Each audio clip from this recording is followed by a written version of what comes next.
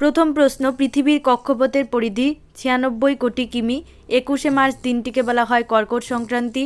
আন্টার্কটিকায় গ্রীষ্মকালের সূচনা হয় ডিসেম্বর মাসে। পৃথিবীর অক্ষ তার কক্ষের সাথে যত ডিগ্রি কোণে হেলে থাকে তা হলো 66.5 ডিগ্রি। অরোরা বোরিওলিস দেখা যায় উত্তর মেরুতে। অপসূর অবস্থানে সূর্য ও পৃথিবীর মধ্যে দূরত্ব থাকে 15.2 কোটি কিমি বা 15.20। তারপর সূর্য কর্কটক্রান্তি রেখার ওপর লম্বভাবে কিরণ দেয় 21শে জুন। সূর্যকিরণ মকরক্রান্তি রেখার উপর লম্বভাবে পড়ে 22শে ডিসেম্বর। পৃথিবী আবর্তন করে পশ্চিম থেকে পূর্বে। নিরক্ষরেখায় পৃথিবীর আবর্তন বেগ ঘন্টায় 1600 কিলোমিটার। পৃথিবীর অপসূর অবস্থান হয় 3রা জানুয়ারি। পৃথিবীর আবর্তনের বেগ সবচেয়ে বেশি হয় নিরক্ষরেখায়।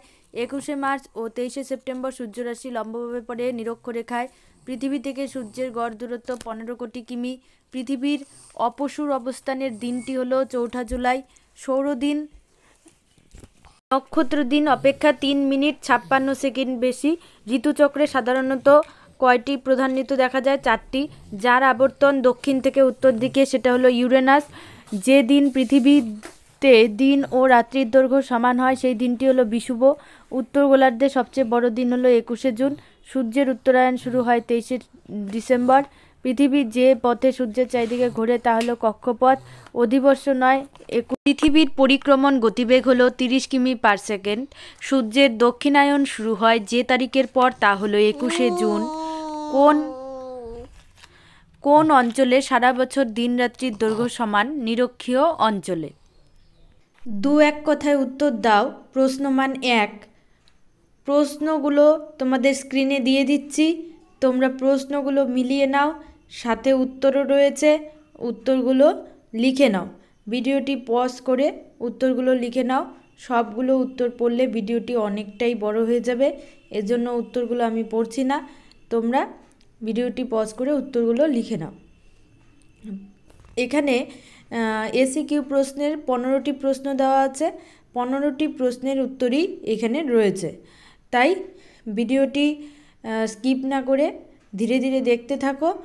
আশা করি তোমাদের এই ভিডিওটি উপকারে আসবে। এরপরে রয়েছে শূন্যস্থান পূরণ, শুদ্ধ অশুদ্ধ এবং স্তম্ভ মেলানো। দেখে নাও। 22শে ডিসেম্বর তারিখে উত্তর গোলার্ধে দিন বড় হয়, এটা অশুদ্ধ। 21শে মার্চ পৃথিবীব্যাপী বসন্তকাল, অশুদ্ধ। 22শে ডিসেম্বর উত্তর গোলার্ধে দিন বড় এবং রাত ছোট হয়, অশুদ্ধ। তারপর 4 নম্বর প্রশ্ন, অনুসূর অবস্থানের তারিখটি হলো 3রা জানুয়ারি, এটা ঠিক বা শুদ্ধ। তারপর জাপানকে বলা হয় নিশীথ সূর্যের দেশ, অশুদ্ধ। তারপর 6 নম্বর প্রশ্ন, 22শে ডিসেম্বর তারিখটিকে কর্কট সংক্রান্তি বলে, এটা হবে অশুদ্ধ। 7 নম্বর প্রশ্নের উত্তর হবে শুদ্ধ। 8 নাম্বার শুদ্ধ, 9 নাম্বার শুদ্ধ, 10 নাম্বার শুদ্ধ। 11 নাম্বার প্রশ্ন, করিওলিস বলের প্রভাবে উত্তর গোলার্ধে আয়নবায়ু বাম দিকে বেঁকে যায়, এটা অশুদ্ধ।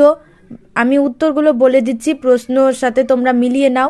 12 নাম্বার অশুদ্ধ হবে, 13 নাম্বার অশুদ্ধ, 14 নাম্বার শুদ্ধ, 15 নাম্বার অশুদ্ধ, 16 নাম্বার শুদ্ধ।